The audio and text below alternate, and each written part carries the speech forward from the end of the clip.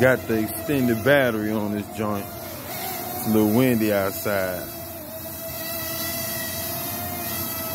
But this junk works good. It takes the Mamba from 5 minutes of flight time to about 12 minutes of flight time. And it flies really well with it on there, so it's well worth it. I need about 10 more of these. I never use regular Mamba batteries ever. Let's give it a little spin. It's a lot windy out here, but it's crazy. It needs some more. Need to pump. Actually, I need to take it down. Been out here flying for a minute. Parrot Mamba, y'all. Great for beginner drone.